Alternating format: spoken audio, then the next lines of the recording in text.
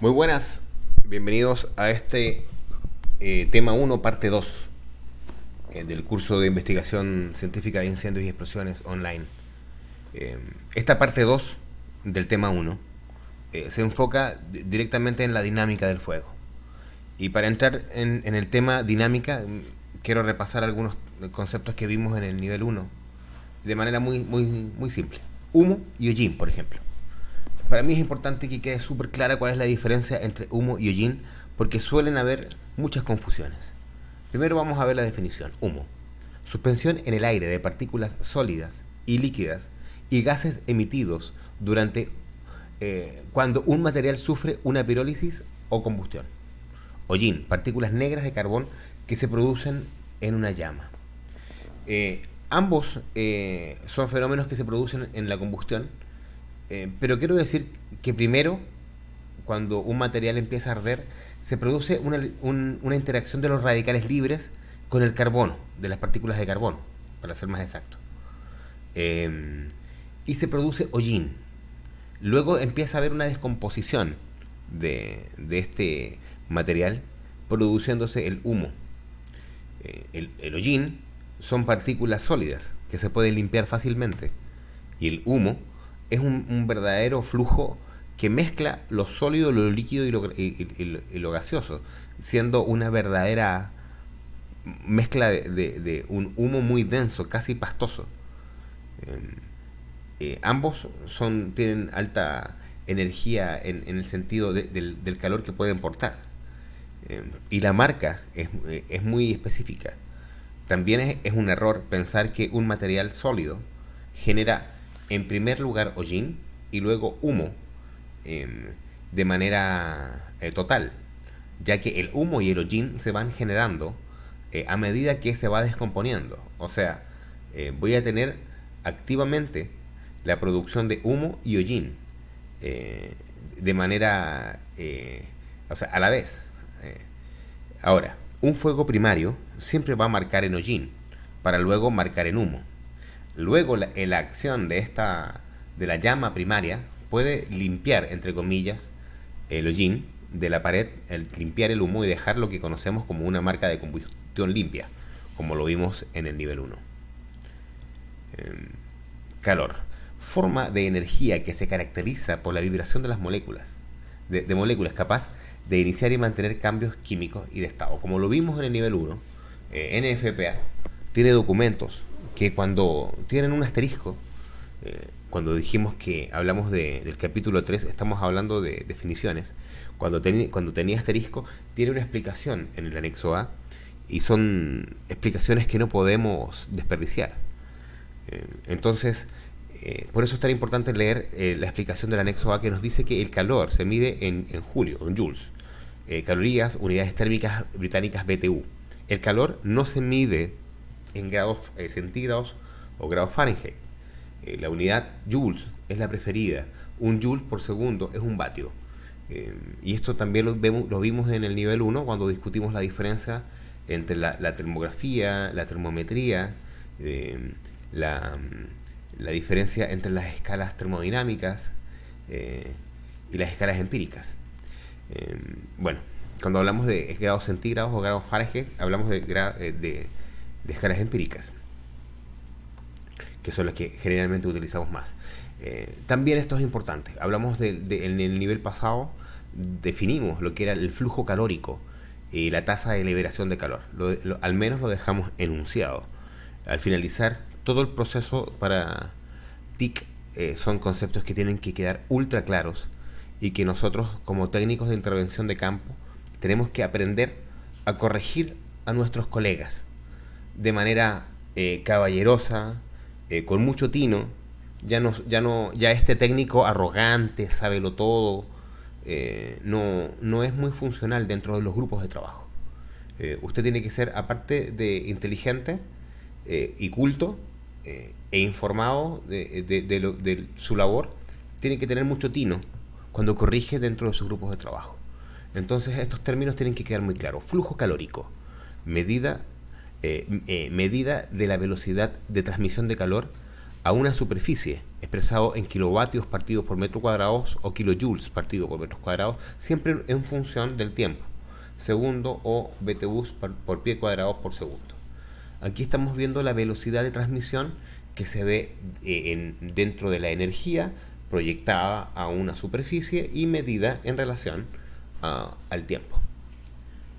Tasa de liberación de calor HRR, velocidad en la que se genera la energía calórica por la combustión. De nuevo tenemos un asterisco que hay que aprovechar. Y la explicación es la siguiente: velocidad de liberación de calor HRR. La velocidad de liberación de calor de un combustible está relacionada con su química, forma física, y disponibilidad del oxidante. Suele expresarse como BTUs, que es una medida de energía, partida por segundo, o kilovatios, que también es una medida de energía. Entonces, señores, tenemos estos conceptos que son básicos, que son claros, para empezar ya a hablar de nuestro tema 2.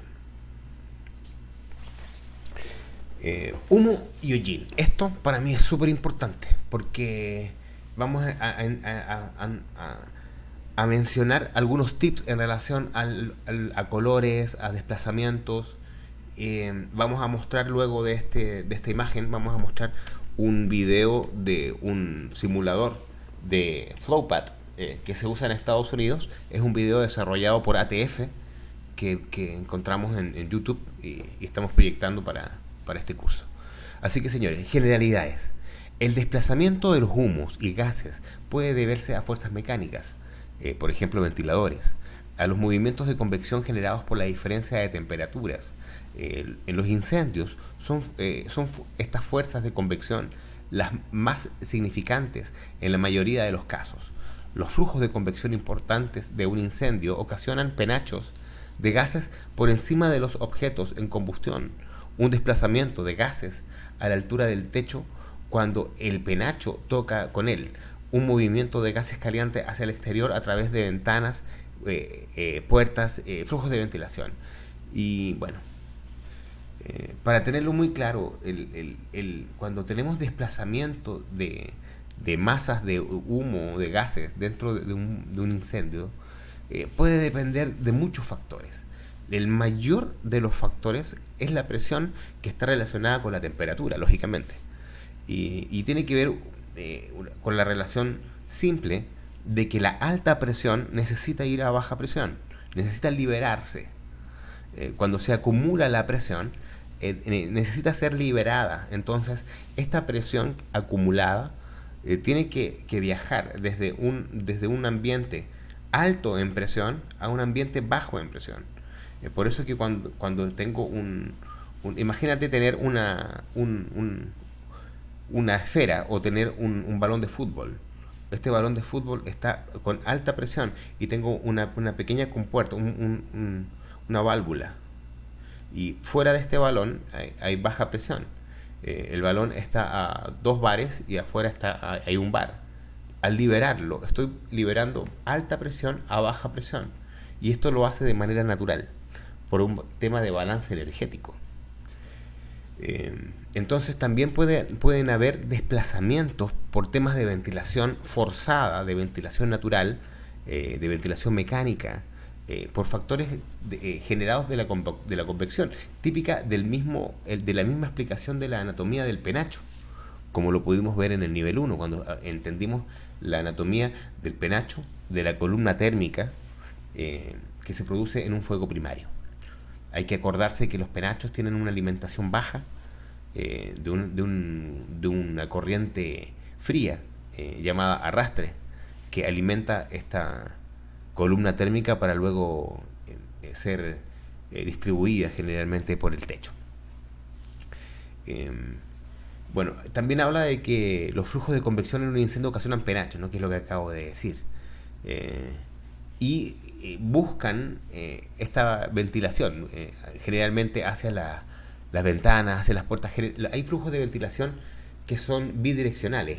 Cuando estoy haciendo una evacuación en un fuego, se recomienda dejar cerrada la puerta, por ejemplo. No solamente el tema es de dormir con la puerta cerrada, que ya salva vidas, se ha ultra demostrado, sino que también cuando hacemos evacuación.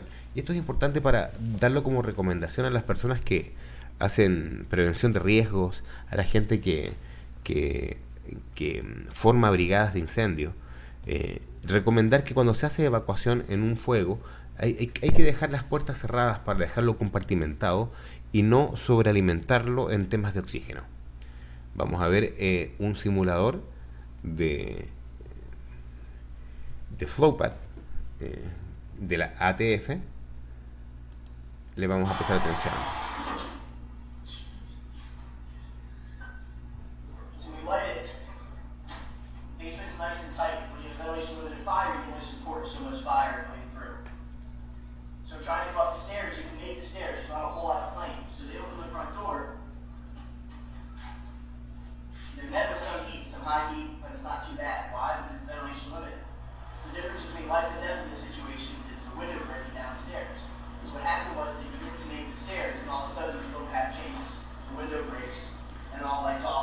Es impresionante ver cómo las condiciones cambian solamente por cambiar las condiciones de ventilación del fuego. Bueno, estos señores son profesionales y saben perfectamente lo que hacen, pero es impresionante ver el fluido térmico dentro de este cubículo que está diseñado para demostrar el FlowPath.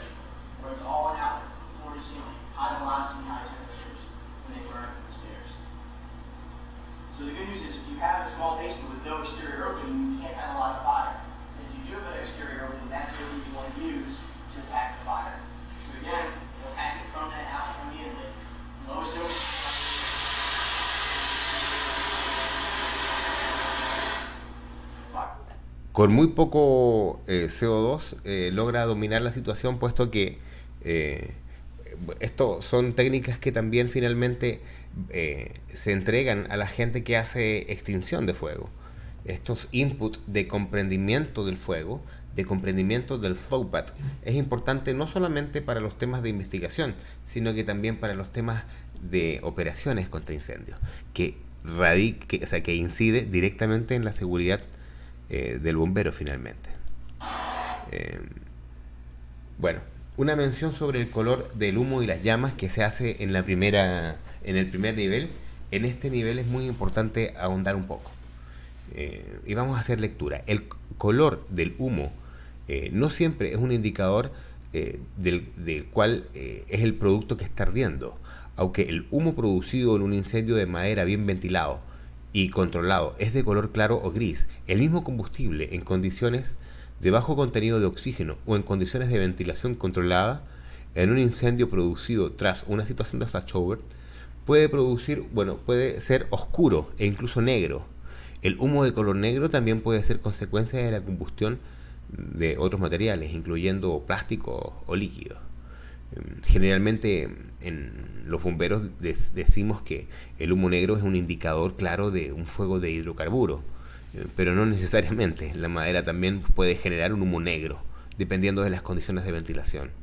El color de las llamas. El color de las llamas no es necesariamente un indicador preciso de lo que está ardiendo o de la temperatura a la que está ardiendo la llama. Recuerden que existen varios factores para que la llama tenga un color. Ejemplo, hay distintos colores asociados a las llamas. También hay distintos materiales que tienen que ver con algunos metales asociados al color de la llama. Entonces hay que considerar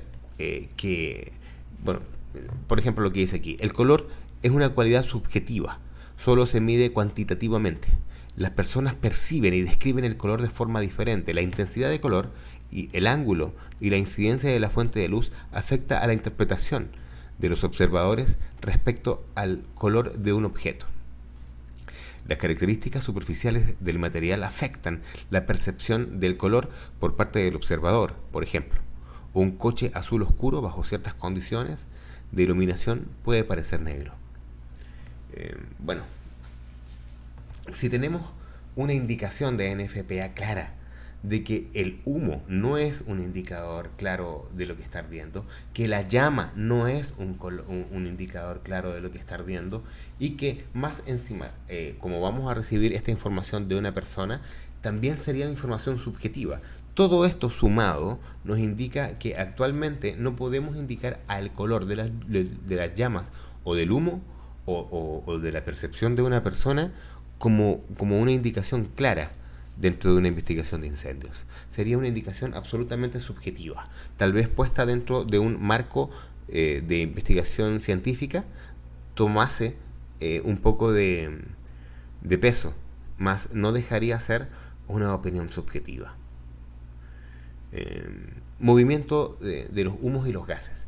Hemos comprendido que dentro de un lugar que está ardiendo existe un microclima, existe un comportamiento particular de este espacio. Se empiezan a producir altas presiones, columnas térmicas que empiezan a golpear con superficies horizontales, y luego se empiezan a distribuir dependiendo del nivel en el que se encuentra.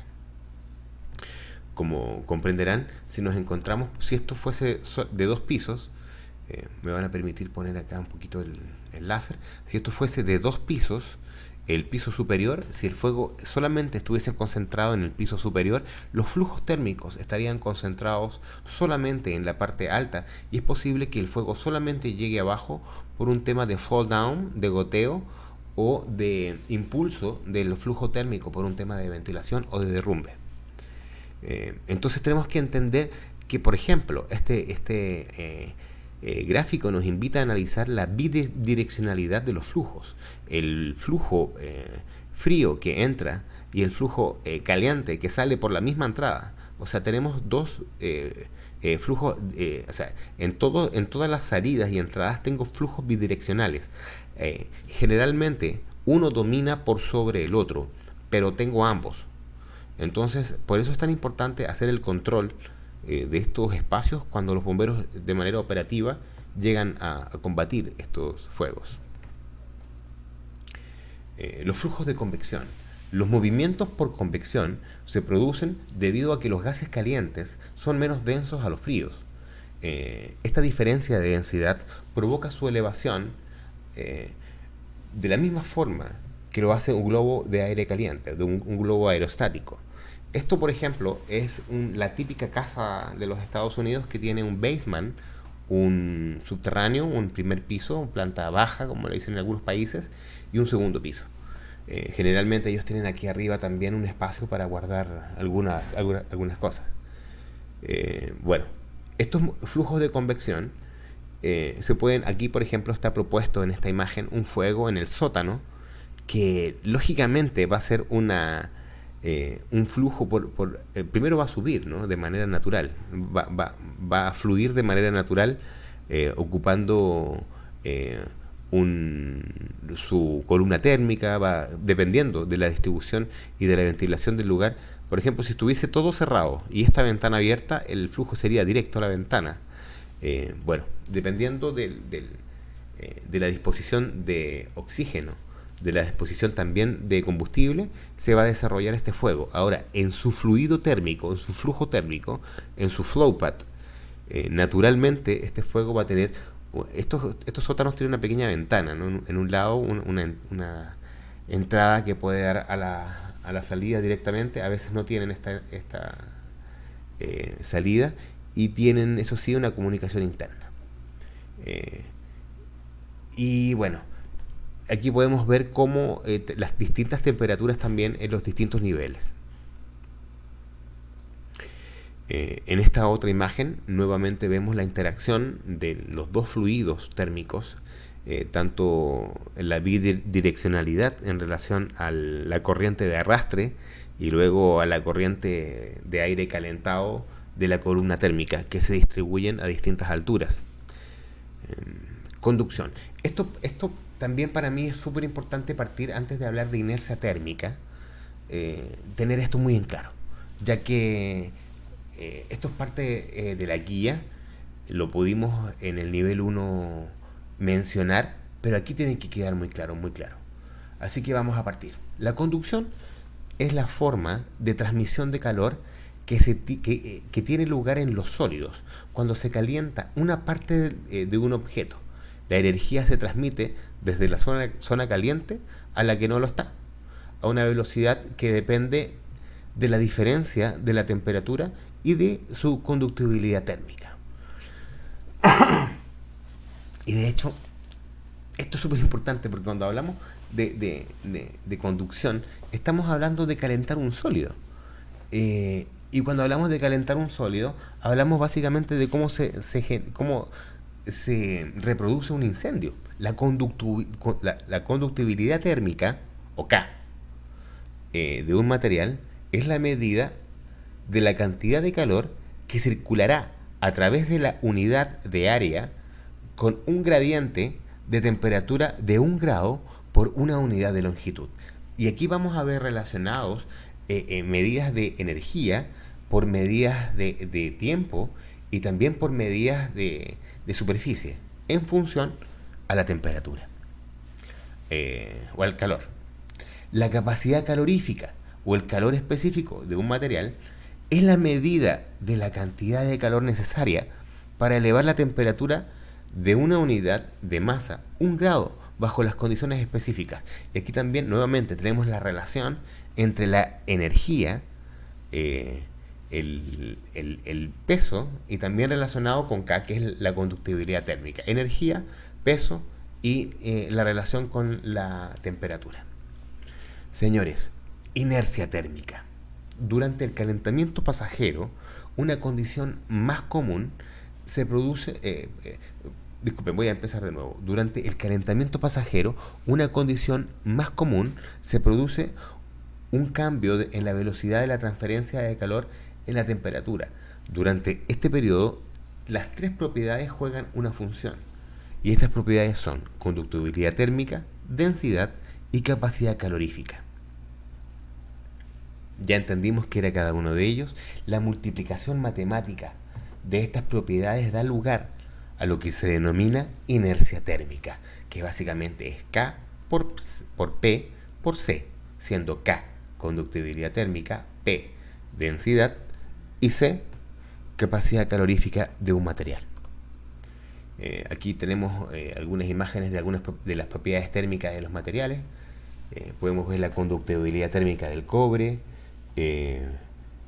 Por eso el cobre también es tan buen conductor de la electricidad, ¿no? Tiene gran conductibilidad térmica, la densidad, la capacidad calorífica en joules en función al peso y al calor específico.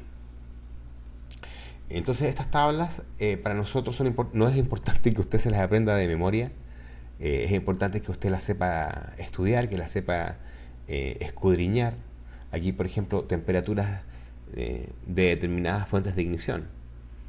Tenemos la temperatura de llama, ¿no? Del benceno, de la gasolina. Me gusta mucho la relación en esta imagen entre la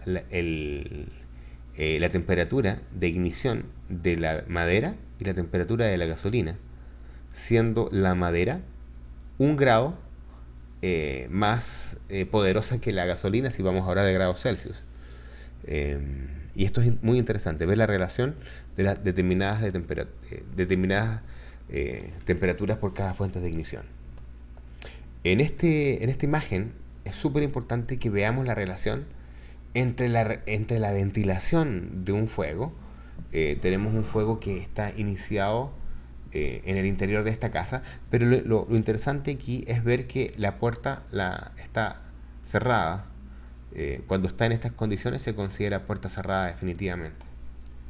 Debe estar un poco más abierta para que se considere semiabierta. Por temas de tiempo vamos a adelantar un poco acá y vamos a ver que se empieza a producir ya el humo, pero existe una diferencia tremenda. Miren la presión interna que se empieza a producir. Ya empezamos a evidenciar cómo internamente en este espacio la presión empieza a aumentar en relación directa a la temperatura. Pero cuando se le cambia la condición a este espacio, y se le abre, por ejemplo, la puerta, se libera presión, haciendo que la alta presión tenga liberación a baja presión y se alimenta el fuego. Aquí se empiezan a producir liberación de gases calientes y empieza aquí a entrar gas frío, aire en este caso, ¿no? Que alimenta esta combustión interna. Este es un experimento hecho por la NIST, que es el Instituto de Normalización de los Estados Unidos, con un fuego primario hecho en la planta baja, según la literatura de este experimento. Entonces, señores, ya para ir terminando este nivel, esta segunda parte, me gustaría hablar de la tasa de transmisión de calor, o TEC, que es fundamental para empatar con el tercer tema, que es el flashover, analizado de manera extensa. La velocidad de desprendimiento de calor general. La carga total de un material combustible de una habitación no tiene relación con la tasa de crecimiento de un incendio durante la fase pre-flashover. Durante este periodo de su desarrollo, la tasa de crecimiento del fuego está determinada por la tasa de emisión de calor TEC de específica de cada combustible. El TEC describe cómo se libera la energía disponible en un material o grupo de materiales. Y aquí también tenemos que entender que la tasa de liberación de calor de cada material es muy distinta. Y no tiene absolutamente nada que ver con la etapa con la etapa post-flashover o pre-flashover como tal. O sea, para ser un poquito más claro, la tasa de liberación de calor tiene que ver con el primer combustible, y la relación con el origen y la fuente. Como comprenderán, todos estos fenómenos son anteriores del flashover. Ya cuando hablamos del flashover, ya tenemos columna térmica, ya tenemos humo. Entonces, la tasa de liberación de calor se hace presente sobre todo cuando yo tengo que explicar de manera científica qué fue lo que ardió y por qué ardió. ¿Cuál era la fuente de calor que estaba relacionada? ¿Cuánto tiempo actuó? Son las preguntas que yo tengo que hacerme cuando, por ejemplo, estoy determinando la causa de un fuego. Y bueno, con esto ya se termina esta segunda parte y nos empatamos con esta definición a la tercera, que es la explicación del flashover de manera extensa. Muchas gracias.